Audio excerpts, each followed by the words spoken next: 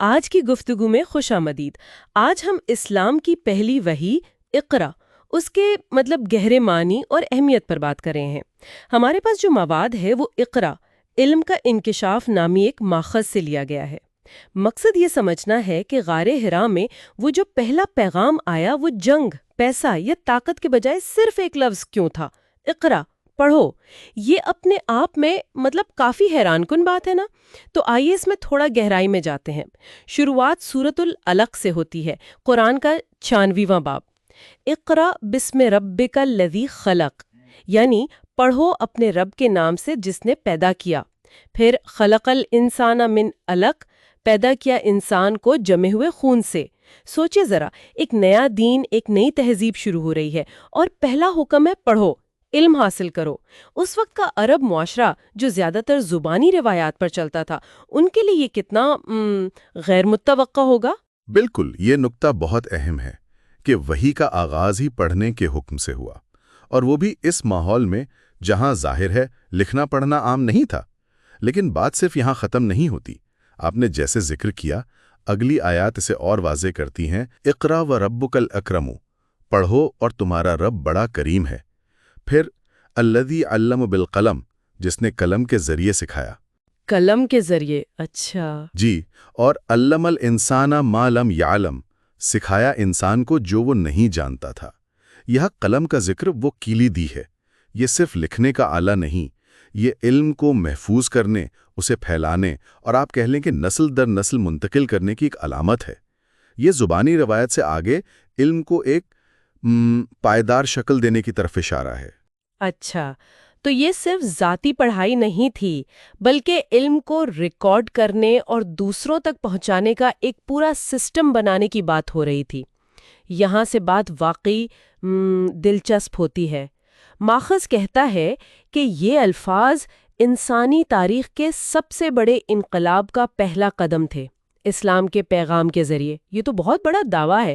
آپ تھوڑا وضاحت کریں گے کہ علم پر یہ زور ایک انقلاب کیسے تھا؟ دیکھیں، انقلاب کا لفظ یہاں اس لیے استعمال ہوا ہے کہ عام طور پر جب کوئی نئی تہذیب یا سلطنت شروع ہوتی ہے تو زور قانونوں پر، طاقت کے نظام پر یا خاص رسومات پر ہوتا ہے۔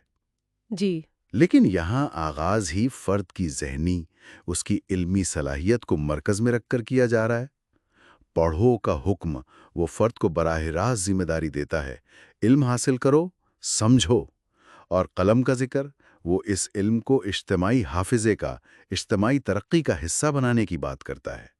یہ سوچ کے انسان وہ سیکھ سکتا ہے جو وہ پہلے نہیں جانتا تھا۔ یہ تو مسلسل ترقی اور دریافت کا دروازہ کھول دیتی ہے۔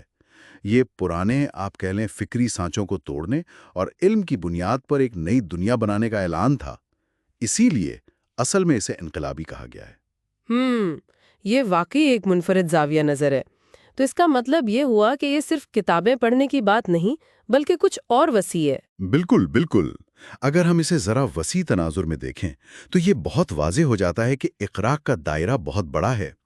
یہ صرف رسمی تعلیم یا لکھی ہوئی چیزیں پڑھنا نہیں ہے، یہ کائنات کی نشانیوں کو پڑھنے، یعنی ان پر غور کرنے، اپنے وجود کو سمجھنے، تاریخ سے سبق سیکھنے اور ہر اس چیز کو جاننے کی دعوت ہے جس کے بارے میں قرآن کہتا ہے جو وہ نہیں جانتا تھا۔ اچھا، یہ ایک مسلسل عمل ہے، ایک ذہنی رویہ ہے جو جستجو، تحقیق اور فہم پر زور دیتا ہے۔ ماخذ کا جو آخری خیال ہے وہ بھی یہی ہے کہ اللہ کی طرف واپسی کا جو سفر ہے، یعنی معرفت کا سفر، وہ بھی اسی ایک لفظ سے شروع ہوتا ہے، اقرا سے، یعنی جاننے اور سمجھنے کی کوشش سے۔ جی بالکل۔ یہ علم کو صرف دنیاوی نہیں بلکہ روحانی سفر کا بھی آغاز بنا دیتا ہے۔ تو خلاصہ یہ نکلا کہ اسلام کے بالکل شروع میں ہی علم، سمجھ بوجھ، شعور، ان چیزوں کو مرکزی حیثیت دی گئیں۔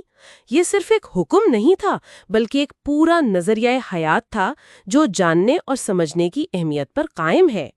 واقعی یہ بہت گہری بات ہے۔ صحیح۔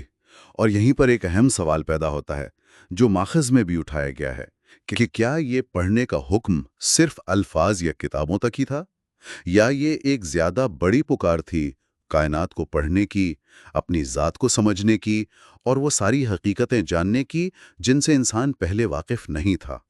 جیسا کہ وہ آیت کہتی ہے، علم الانسان ما لم یعلم، یعنی کیا اصل مقصد علم کے ذریعے جہالت کو دور کرنا تھا، وہ کسی بھی شکل میں ہو؟ یہ ایک ایسا نقطہ ہے جو میرے خیال میں مزید سوچ بچار کی دعوت دیتا ہے۔